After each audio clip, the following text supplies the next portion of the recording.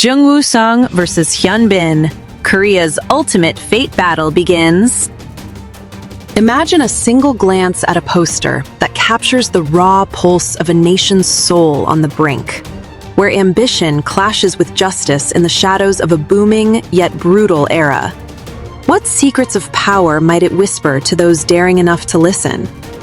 Disney Plus has just unveiled a mesmerizing official poster for its bold new original series, Made in Korea, a title that alone evokes the gritty forge of a country's transformation, now reimagined through the lens of unrelenting human drive. The English subtitle splashed across this visual masterpiece, "In the Name of the Father," immediately stirs a biblical weight, hinting at paternal legacies of control and the paternalistic grip of authority that defined mid-20th century Korea, evoking a sense of inevitable reckoning that lingers like a half-remembered dream. It's a poster that doesn't just promote, it provokes, drawing you into a tense standoff between two titans of the screen, Hyun Bin and Jung Woo-sung, locked in a gaze that feels less like acting and more like a prelude to war. This image, with its stark contrasts of light and shadow, feels profoundly alive, as if the paper itself is breathing with the weight of unspoken betrayals, leaving me with a quiet thrill that such artistry can make history feel urgently personal. At the heart of this confrontation stands Hyun Bin as Baek Gi-tae, a figure whose cold, calculating stare pierces through the frame like a blade honed for ascent. Clad in the sharp lines of 1970s power suits, his face half illuminated by a merciless light, Baek exudes an ambition so palpable it borders on menace, shadows carving ruthless angles across his features, suggesting a man who sees not just opportunities, but empires to be carved from the nation's very bones. It's a portrayal that chills me to the core, reminding me of those quiet moments in life when unchecked desire reveals its darker twin. And I can't help but feel a reluctant admiration for how Hyun Bin channels this complexity. After all, the actor who once charmed us with heartfelt vulnerability in Crash Landing on You now morphs into a predator of progress, his eyes gleaming with the promise of dominance. Baek Gi-tae isn't merely climbing the ladder of power. He's reimagining the state as his personal profit machine, a visionary gone rogue in an age when South Korea's Miracle on the Han River was birthing chaebol giants like Hyundai and Samsung from the ashes of war-torn poverty. This character's arc feels like a haunting echo of real tycoons who blurred the lines between patriotism and plunder. And as I study the poster's subtle cues, the faint outline of industrial smokestacks in the background, I'm struck by how it personalizes the era's duality, growth laced with moral erosion, leaving a bittersweet ache for what might have been if integrity had held the reins. Opposing him, with a fierce, unyielding glare that seems to bore straight into your own conscience, is Jung Woo-sung as prosecutor Jang Gun-young, a man whose determination radiates like a beacon in the storm. His expression, etched with piercing intensity, conveys not just resolve, but an almost spiritual fervor.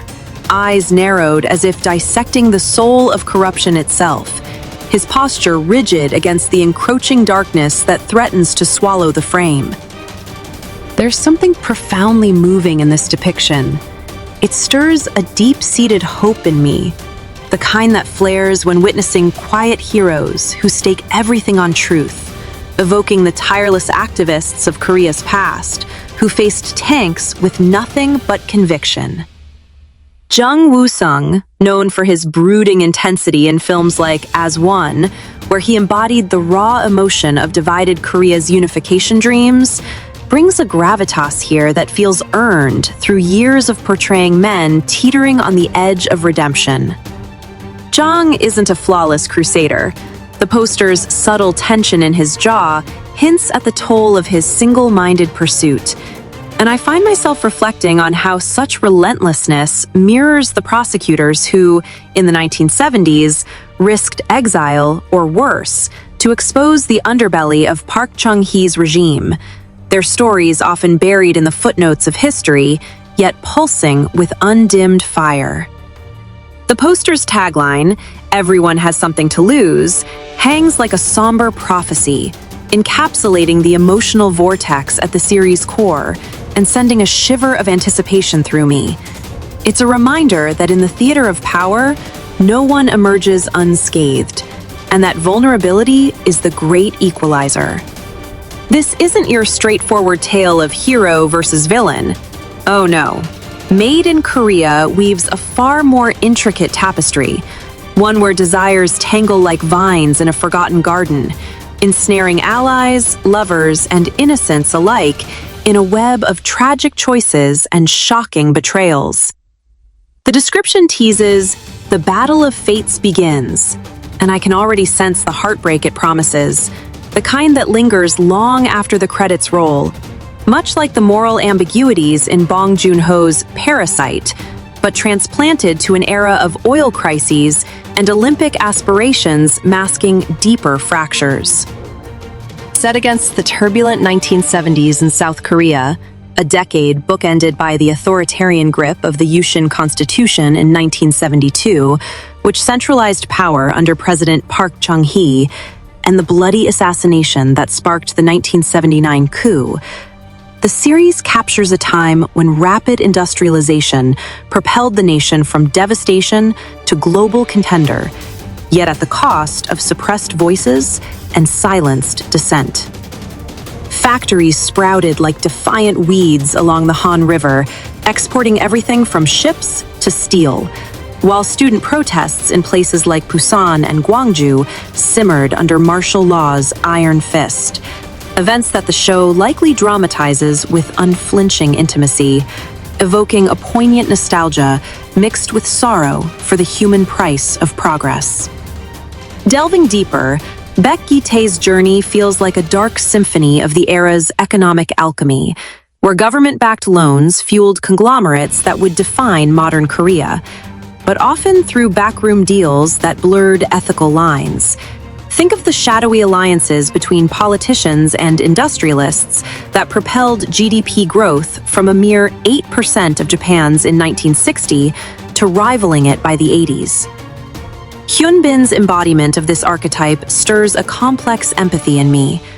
His character's ruthless pragmatism, viewing the state as a ledger to be balanced in his favor, echoes the real-life controversies surrounding figures like Chung Ju-young of Hyundai, whose shipyards rose phoenix-like from nothing, yet whose methods invited whispers of favoritism.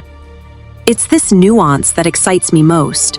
The series won't shy from showing how Baek manipulates policy for personal gain, perhaps weaving in fictionalized nods to the 1974 oil shock that tested Korea's resilience, forcing innovators to pivot from textiles to heavy industry overnight.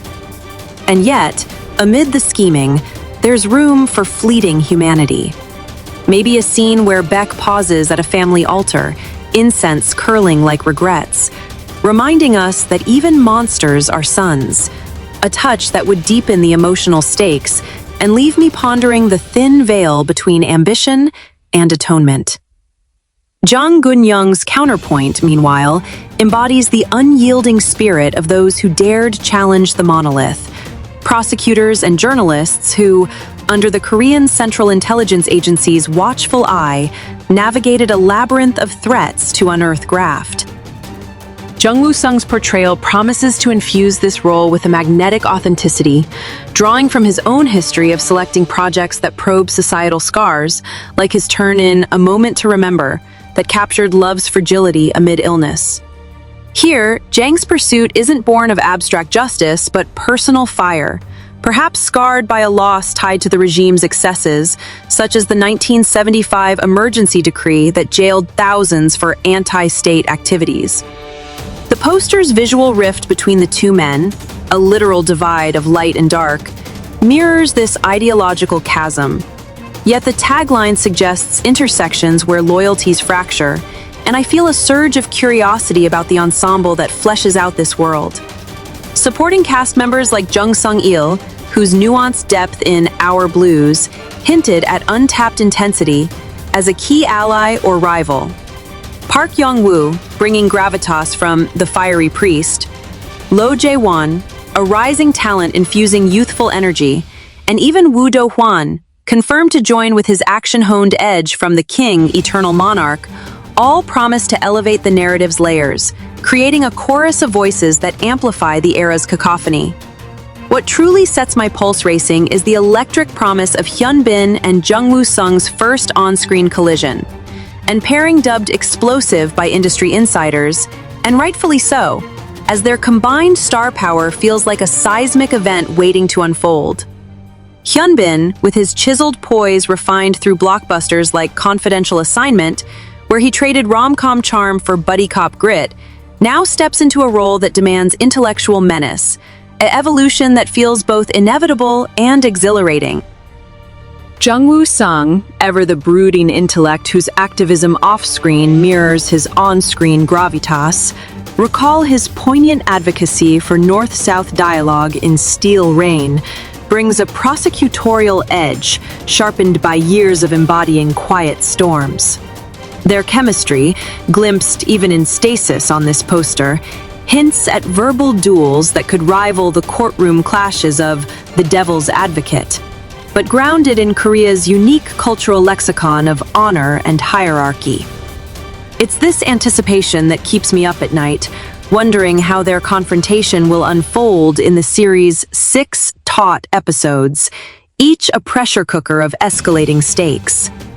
Speaking of structure, Made in Korea arrives as a binge-worthy miniseries, dropping episodes 1 and 2 on December 24th, 2025. Just in time to infuse holiday downtime with high-stakes intrigue, followed by 3 and 4 on December 31st, building that New Year's tension to a fever pitch. Then, the solitary drop of episode 5 on January 7th, 2026, dangles like a cliffhanger's cruel tease, culminating in the finale on January 14th, allowing viewers to savor the resolution amid winter's hush. This staggered release, a Disney Plus hallmark for global audiences, mirrors the era's own rhythmic upheavals, booms followed by busts, revelations trailing scandals. And I appreciate how it fosters communal buzz, much like the water cooler, or these days group chat, fervor around Squid Game. In a landscape where K-dramas have conquered streaming with their blend of melodrama and social commentary, this one stands poised to redefine the political thriller subgenre, blending the pulse-pounding pacing of Vagabond with the introspective bite of Signal, all while streaming exclusively on Disney Plus, a platform that's quietly amassing a K-content empire from Moving to a shop for killers. To fully appreciate the series' resonance, one must immerse in the 1970s whirlwind, a time when South Korea, emerging from the 1950-53 Korean War's rubble, scripted one of history's most audacious economic tales. Under Park Chung-hee, whose 1961 coup installed a developmental dictatorship, the nation exported its way to prosperity. By 1970, per capita income had tripled from 1960 levels, driven by 5-year plans that prioritized steel mills over civil liberties. Yet this guided capitalism came freighted with repression. The 1972 Yushin reforms dissolved parliament's checks, ushering an era where opposition leaders like Kim Dae-jung were kidnapped abroad, and labor unions crushed under the guise of national security. Protests erupted sporadically. The 1979 YH Trading Company strike, where female workers battled riot police for fair wages, or the raw fury of students decrying the regime's North Korea paranoia, foreshadowing the 1980 Gwangju uprising's tragedy. Made in Korea likely threads these threads into its fiction, humanizing the statistics. Imagine Baek exploiting export incentives meant for collective good, turning them into personal fortresses, while Jang uncovers ledgers stained with silenced voices.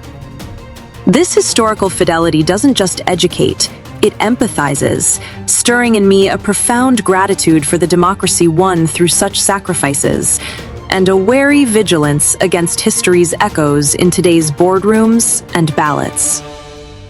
As the poster fades into memory, its contrasts linger, a metaphor for the era's own chiaroscuro, where neon-lit Seoul skyscrapers rose beside barbed wire perimeters, and family loyalties fractured under ideological crossfire. Baek's shadowed ambition evokes the chaebol heirs who inherited not just wealth, but the ethical quandaries of their founders, men who built modern Korea, yet whose monopolistic sprawl sparked antitrust battles still echoing today. Jung, in turn, channels the archetype of the reform prosecutor, those unsung warriors who, post-1987 democratization, exposed slush funds and election rigging, paving the way for accountability. The series' promise of unpredictable outcomes, tragic forks where a bribe accepted or a witness silenced alters destinies, feels like a mirror to life's own contingencies, leaving me with a reflective melancholy. How many what-ifs shaped the Korea we know, from its K-pop dominance to semiconductor supremacy? In weaving these elements, Made in Korea doesn't merely entertain, it interrogates, challenging viewers to confront the cost of convenience in a world built on compromise. Expanding on the cast's alchemy, consider how Jung Sung-il might portray a conflicted bureaucrat, his everyman charm from Fight for My Way twisted into moral paralysis, adding layers of quiet desperation to the power plays. Park Young-woo's seasoned presence, honed in ensemble gems like He is Psychometric, could anchor the ensemble as a jaded mentor, his weariness a counterpoint to the protagonist's fire.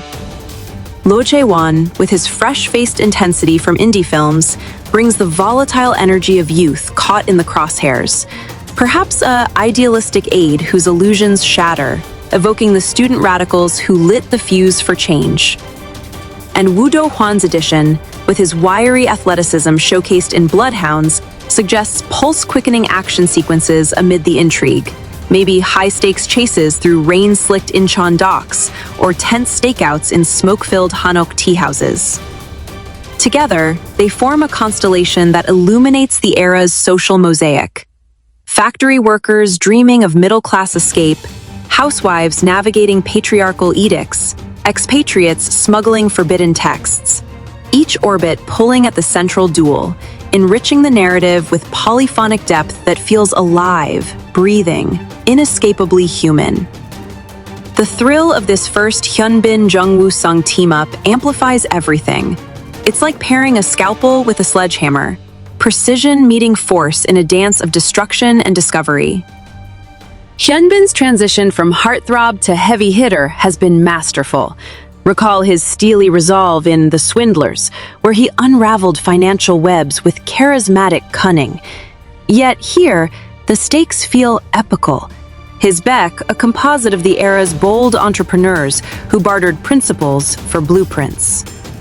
Jung Woo-sung, conversely, has long mastered the anti-hero's torment, from the vengeful survivor in The Divine Move to the haunted operative in Agent Kwal-yi, infusing Jang with a philosophical undercurrent.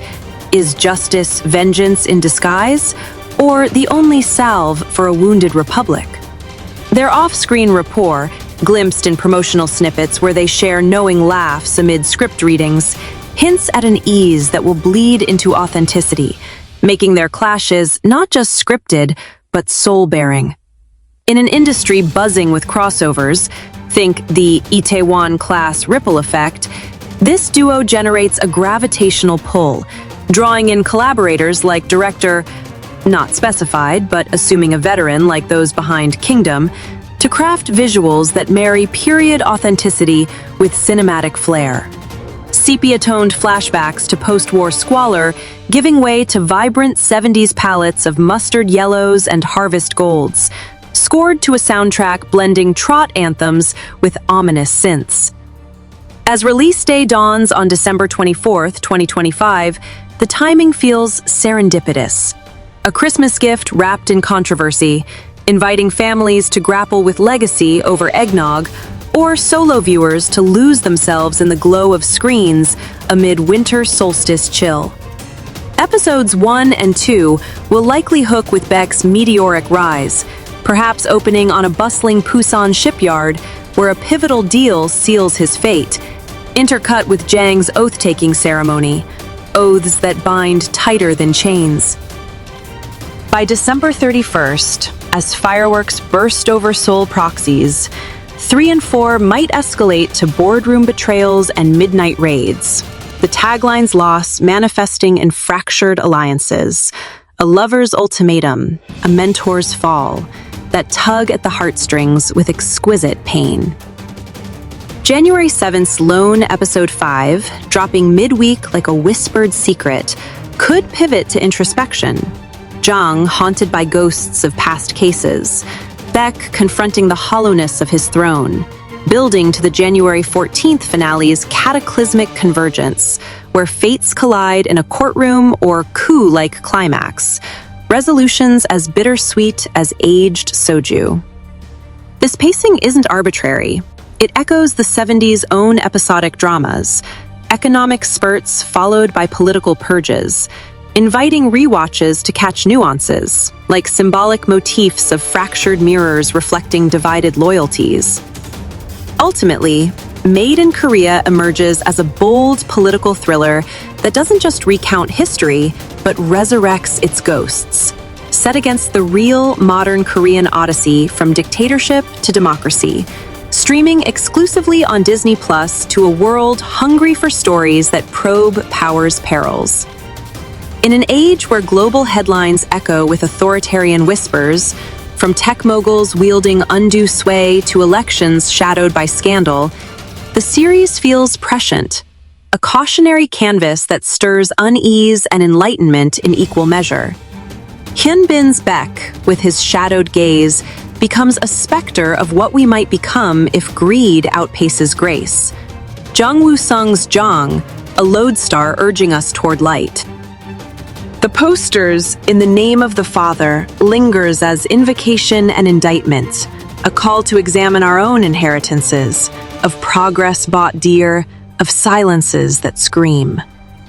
As I close my eyes to this impending saga, a quiet awe settles. In its folds, we'll find not just entertainment, but echoes of our shared fragility, the universal truth that in the name of any father, be it nation, ambition, or justice, something profound is always at stake, and in losing it, we discover what endures. This is storytelling at its most vital, a mirror held to the forge where Korea's, and perhaps all nations, are made and unmade.